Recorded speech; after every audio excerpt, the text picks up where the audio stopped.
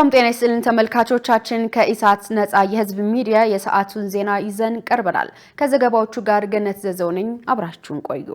የኢትዮጵያን አየር ኃይል የ90 ዓመታት የጀግንነት ጉዞ ከዘመኑ የቴክኖሎጂ ሽግግር ጋር አቆራኝቶ በማቅረብ ጎብኚዎችን እያስደመመ መሆኑ ተገለጸ።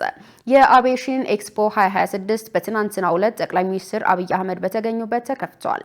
የኢትዮጵያ አየር ኃይል 90ኛ ዓመት የምስረታ በዓልን ምክንያት በማድረግ የተዘጋጀው የአቪዬሽን ኤክስፖ የሀገሪቱን ሰማይ ጠባቂዎች ብቃትና ዘመናዊ ትጥቅ ለዓለም እያሳየ ነው። በኤክስፖ መክፈቻ ላይ የተገኙት ጠቅላይ ሚኒስትር አብይ አህመድ እንደገለጹት ይህ ክስተት የኢትዮጵያን የወደፊት የአቪዬሽንና ኤሮስፔስ ልማት አቅጣጫ የሚጠቁም ነው ብለዋል። በኤክስፖ ከታዩት አስገራሚ ትርኢቶች ባሻገር የጎብኚዎች ስሜት ዋና ማድመቂያ ሆኗል። የአየር ኃይሉ ዘመናዊ መሳሪያዎችና የድሮን ቴክኖሎጂዎችን ሲመለከቱ ትልቅ ኩራት እንደተሰማቸው ከአሜሪካ የመጡ ጎብኚዎች ለኢፕር ተናግረዋል።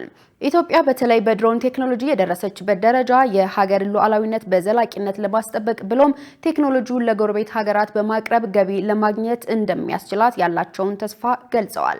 ኤክስፖ የኢትዮጵያ አየር ኃይል የነጻነትና የአንድነት ምልክት በሚል መሪ ቃል እስከ ጥር 19 ቀን 2018 ዓ.ም ድረስ የሚቆይ ሲሆን ይህም ለዜጎች የሀገራቸውን የጥንካሬ ምንጭ እንዲመለከቱ እድል ፈጥሯል።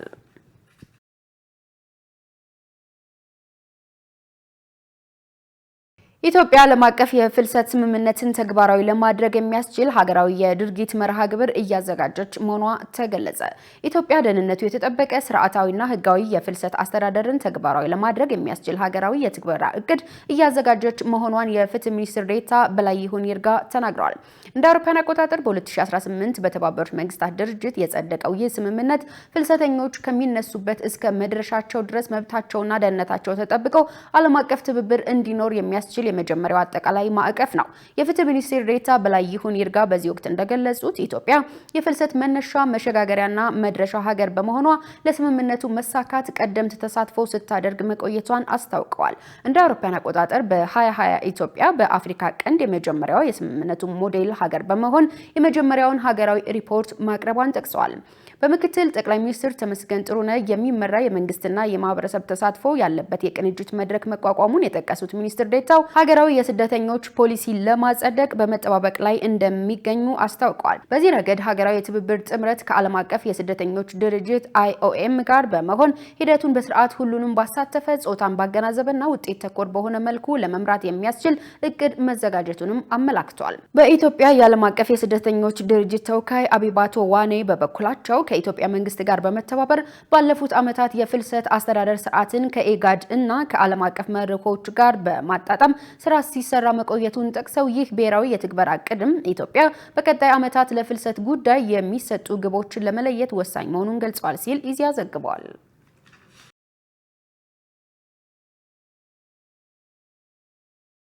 የመንግስትን የሰላም ጥሪ ተቀብለው የመጡ የቀድሞ ታጣቂዎችን የተሃድሶ ስልጠና በመስጠት በዘላቂነት የማቋቋም ስራ ተጠናክሮ መቀጠሉን የብሔራዊ ተሃድሶ ኮሚሽን ገለጸ።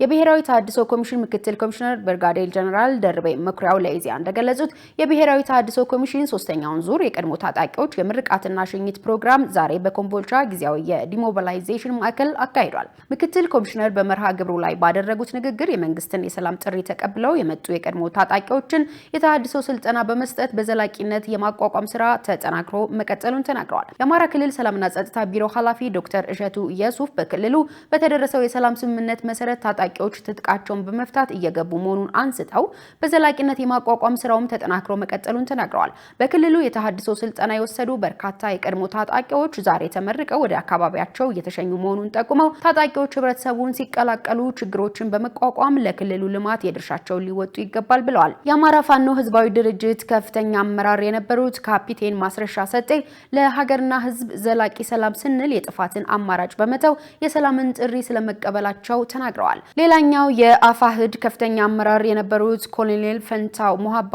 ጥያቄዎቻችን ለማስመለስ ጫካ ብንገባም አዋጭ ባለመሆኑ የሰላምን አማራጭ ተቀብለን መተናል ብለዋል። አሁንም በጫካ ያሉ ታጣቂዎች ወደ ሰላም እንዲመጡና ሰላም እንዲፈጥሩ ጥሪ አቅርበዋል። በፕሮግራሙ የፌዴራል የሀገር መከላከያ የክልልና የዞን እንዲሁም የፋኖ ከፍተኛ አመራሮች የሃይማኖት አባቶችና ሌሎች ባለድርሻ አካላትም ተገኝተዋል።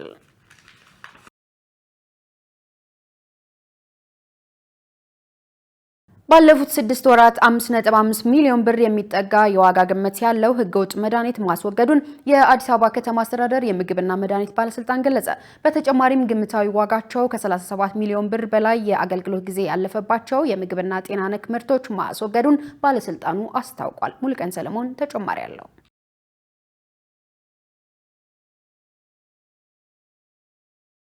የአዲስ አበባ ከተማ አስተዳደር የምግብና መድኃኒት ባለስልጣን በ2018 በጀት ዓመት የመጀመሪያዎቹ 6 ወራት ውስጥ ያከናወናቸውን ተግባራት በተመለከተ ከባለድርሻ አካላትና ከቁጥጥር ፎረም አባላት ጋር በዛሬው ዕለት የግምገማ መድረክ አካሂደዋል። የባለስልጣኑ የጤና ተቋማትና ባለሙያዎች ቁጥጥር ዳይሬክቶሬት ዳይሬክተር ገልገሎ ኦልጅራ በተለይ ለኢሳት እንደተናገሩት ባለስልጣኑ ምግብና ምግብ ነክ የሚሰጡ አገልግሎቶች ደረጃቸውን የጠበቁ እንዲሆኑ የተለያዩ ስራዎችን እየሰራ ይገኛል። ይሁን እንጂ ስታንዳርዱን ጠብቀው በማይሰሩ ተቋማትና ግለሰቦች ላይ የተለያየ አይነት እርምጃዎችን በመውሰድ ላይ ይገኛል።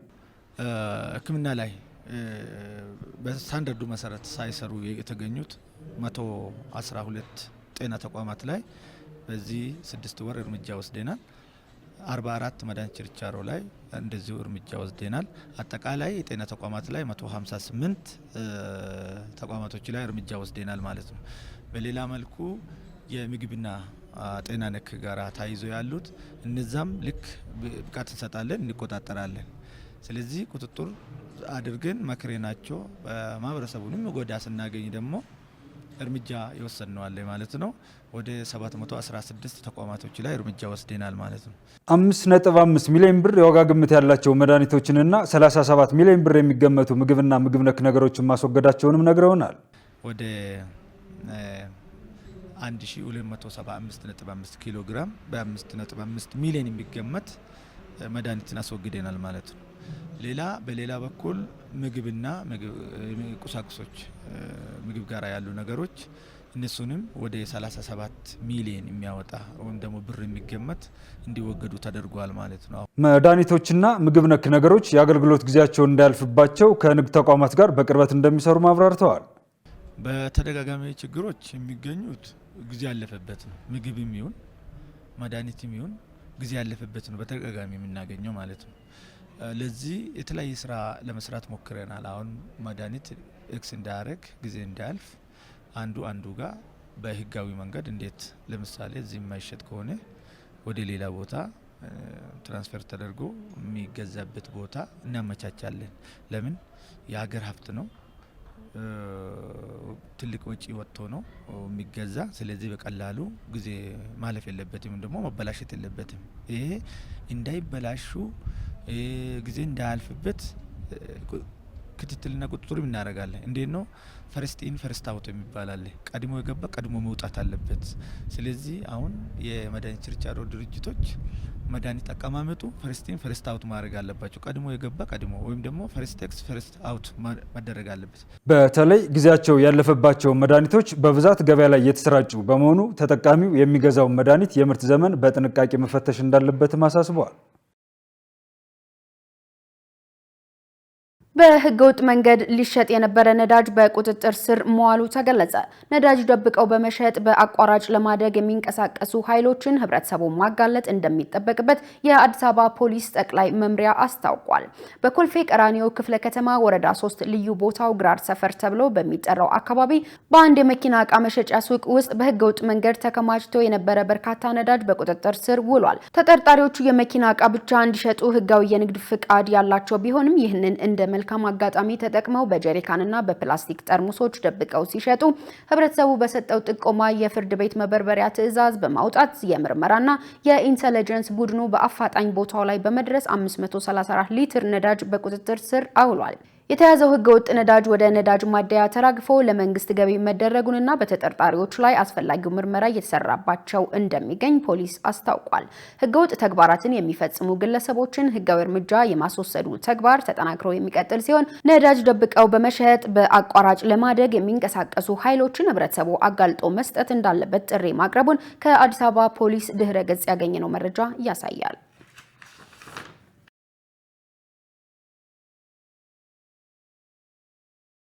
በጋምቤላ ክልል ተፈጥሮ የነበረው የጸጥታ ችግር መሻሻል ማሳየቱ ተገለጸ። በተፈጠረው ችግር ምክንያት የተፈናቀሉ ዜጎችም ወደ አካባቢያቸው የተመለሱ መሆኑን የክልሉ መንግስት ኮሚኒኬሽን ጽሕፈት ቤት አስታውቋል። መሰረት ባዩ ያዘጋጀችውን መሳይ ገዛኸኝ እንደሚከተለው ታቀርበዋለች። ባለፉት ሳምንታት በጋምቤላ ክልል በተወሰኑ ወረዳዎች በተፈጠረው የጸጥታ ችግር ምክንያት የዜጎች ሕይወት ማለፉንና መፈናቀላቸውን መረጃዎች ያሳያሉ። ይህንንም አስመልክቶ ክልሉ አሁን ያለበት ነባራዊ ሁኔታ ምን ይመስላል? ዘላቂ ሰላም ለማስፈንስ ምን እየተደረገ ነው? ሲል ኢሳት የጋምቤላ ክልልን የመንግስት ኮሚኒኬሽን ጽሕፈት ቤት ጠይቋል። የክልሉ መንግስት ኮሚኒኬሽን ጽሕፈት ቤት ኃላፊ ኡጁሉ ጊሎ በክልሉ ተፈጥሮ የነበረው ችግር እናስታውሰው አሁን ላይ ከፌዴራል መንግስት ጋር በመሆን በተሰራው ስራ የጸጥታው ሁኔታ መሻሻል አሳይቷል ብለዋል። በተፈጠረው ችግር ምክንያት የደረሰውን ጉዳት በሚመለከት ጥናት እየተደረገ መሆኑንም ኃላፊው ተናግረዋል። ሰላሙ ሲደፈርስ ክልሉ የወሰደው ሚሊተሪ አርጀንት እርምጃ ከፌዴራል መንግስት ጋር በመነጋገር በተለይ የፌዴራል ጸጥታ አካላት ጋር መጥቶ ይገዛ እንዲያደርጉ ነበር። በተለይ መከላከያና ፌዴራል ፖሊስ ጋምቤላ ገብቶ ኮማንድ ፖስት በተለይ ስጋት ቀጠናዎች ተለይቶ ጠበቃ በነሱ ስር ተደርጓል። ከዛ በተጨማሪ ከዚሁ ግጭት ጋር ንክኪ ያላቸው የሚባሉ ግለሰቦችን ጭምር እነሱንም ወደ ሕግ ቁጥጥር ስር ያስገቡበት ሁኔታ ነው ያለ እስኪጣራ ድረስ። ስለዚህ አሁን ከሞላ ጎደል ጥሩ ነው።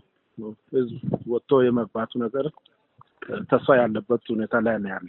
በክልሉ በተለያዩ አካባቢዎች የተፈናቀሉ ዜጎችን በሚመለከትም መልሶ የማቋቋም ስራ እየተሰራ እንደሚገኝ ገልጸው ተዘግተው የነበሩ አገልግሎቶችም መከፈታቸውን አስታውቀዋል። በተጨማሪም ለእነዚህ ተፈናቃዮች ዜጎች እርዳታና ድጋፍ ለማድረግ ሀብት የማሰባሰብ ስራ እየተሰራ እንደሚገኝ ጠቁመዋል። በክልሉ ዘላቂ ሰላም እንዲሰፍንና መረጋጋት እንዲፈጠር ህዝባዊ የሰላም ኮንፈረንሶች ከማዘጋጀት ጀምሮ ሌሎች ተግባራት እየተከናወኑ መሆኑንም አስረድተዋል። እንደው አንዳንድ ኤሪያዎች ላይ ከቦታቸው ይህን ግጭት መነሻ ተደርጎ የሸሹት ወደ ቦታቸው የተመለሱት የቤተሰብ ክፍልም አለ። ስለዚህ መንግስት እንግዲህ ያው ከታች ከላይ እስከ ታች እስከ ቀበሌ ትላልቅ ኮንፈረንስ ያደረገ ነው። በተለይ ህዝቡን ወደ ሰላም የሚመጣበት ሁኔታ እንደሚፈጠር ከህዝብ ጋር ሰፊ ውይይቶች እየተደረገ ይገኛል። አሁን በጣም ጥሩ ደረጃ ላይ ያለ ያው ሰርቪሶች ኦፕን ሆኗል። ምናልባት አንዳንድ ኤሪያዎች ላይ ትንሽ ህዝብ ገና ውስጣቸው ፍርሃት ያለበት ቦታ ቢሆን ሊኖር ይችላል እንጂ ከሞላ ጎደል ኦልሞስት ወጥቶ ገብቶ የሚገባበት አጋጣሚ ተፈጥሯል። በክልሉ የተፈጠረው ችግር እንዲፈታ የጸጥታው መዋቅር ተጠናክሮ ሰላም ማስጠበቅ እንዳለበት ከዚህ ቀደም ኢሳት ያነጋገራቸው የክልሉ ነዋሪዎች መግለጻቸውን መዘገባችን ይታወሳል። በሶማሌ ክልል የሴቶች የፖለቲካ ተሳትፎና የአመራር ሰጪነት ሚና እያደገ መምጣቱን የክልሉ ፐብሊክ ሰርቪስ ቢሮ አስታወቀ። የሶማሌ ክልል ፐብሊክ ሰርቪስ ቢሮ ኃላፊ ወይዘሮ ከድራ በሽር ለአዲስ ዘመን ጋዜጣ እንደገለጹት የሴቶችን የፖለቲካ ተሳትፎ የማሳደግና አቅምን የማጎልበት ስራ እየተሰራ ነው። በክልሉ የሴቶች አመራር ተሳትፎ በተለይ በመንግስት የአስተዳደርና አገልግሎት አሰጣጥ ሂደት ውስጥ ዝቅተኛ ነበር ያሉት ኃላፊዋ አሁን ላይ ከክልል ምክር ቤት ጀምሮ ቀደም ሲል ከነበረው ከ30 በመቶ በላይ አስተዋጽኦ ተሳትፏቸው ከፍ እንዲል ማድረግ ችለናል። በዚህም ሴቶች በየደረጃቸው ባላቸው ኃላፊነት ተሳትፎና ብቃታቸውን በማስመስከር ላይ ናቸው። ሁለንተናዊ ለውጡን የሚመጥን አመራር እንዲኖርና ጠንካራ ተቋም እንዲፈጠር በክልሉ ክፍተቶችን የለየ የሰው ኃይል የማደራጀት ስራ መሰራቱን የተናገሩት ኃላፊዋ በዚህም የክልሉን ሁለንተናዊ የልማትና የአገልግሎት ፍላጎት የሚመጥን ብቁ የሰው ኃይል ማደራጀት ችለናል ብለዋል። እንደ ኃላፊዋ ገለጻ የሰው ኃይሉን አቅም የሚያጎለብቱ ስራዎች በመሰራታቸው በክልሉ የአገልግሎት አሰጣጥን ውጤታማ ለማድረግ የአገልግሎት አሰጣጥ መርሆችን ያከበረ የደንበኛ እርካታን የሚጨምር የተቋምን ስምና ዝና የሚጠብቅና ቅሬታን የሚቀንስ ባለሙያ ወይንም አገልጋይ እየተፈጠረ ነው ማለታቸውን ኢፕድ ዘግቧል።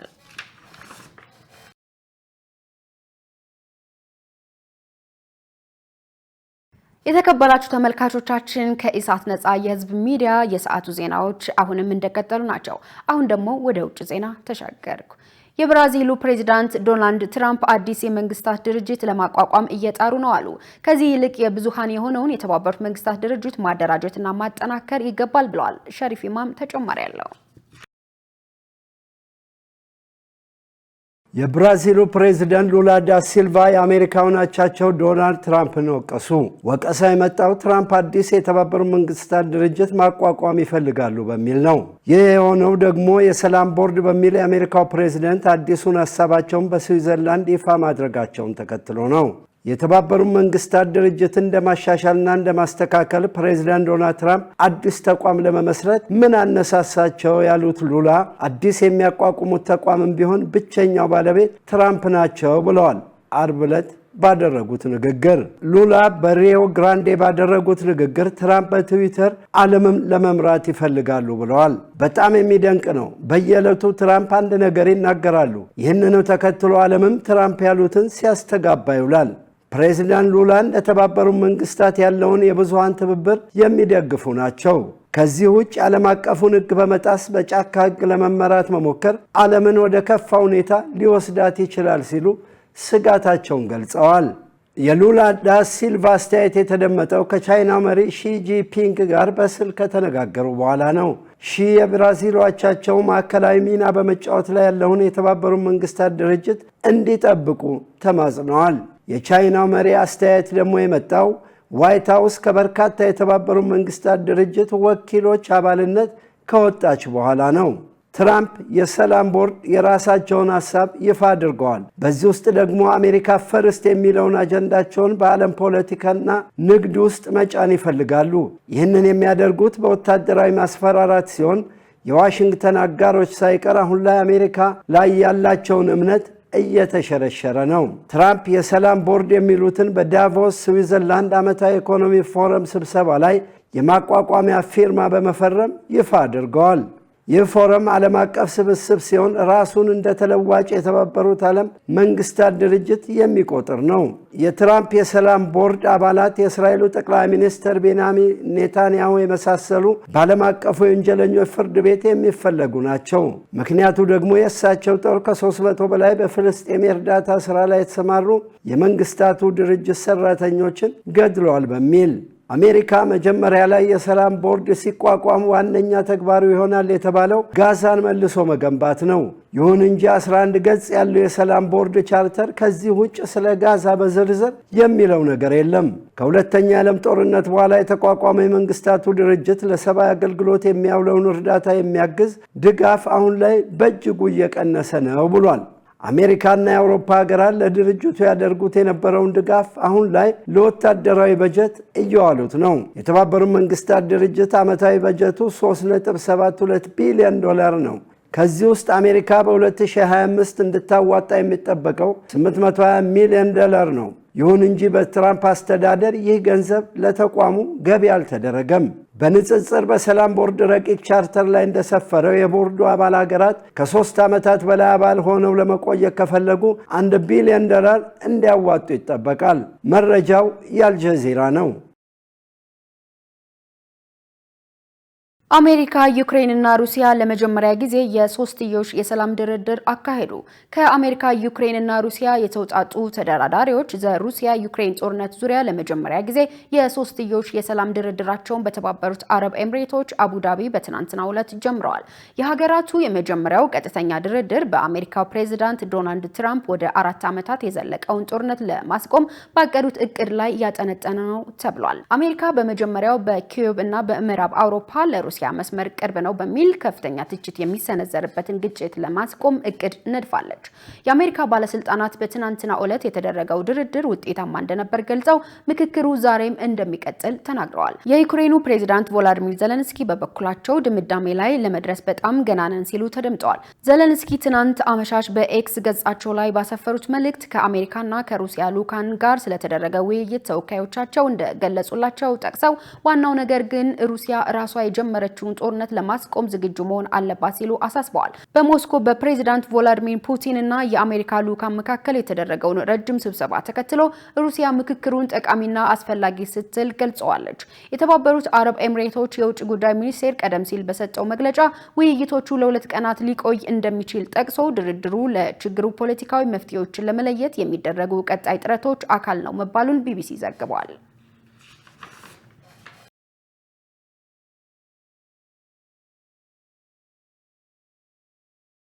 የተከበራችሁ ተመልካቾቻችን ከኢሳት ነጻ የህዝብ ሚዲያ ወደ እናንተ ሲደርሱ የነበሩ የሰዓቱ ዜናዎችን ይመስላሉ። ከዘገባዎቹ ጋር ቆይታ ያደረኩት ገነት ዘዘው ነበር። ሰናይ ጊዜ ይሁንላችሁ።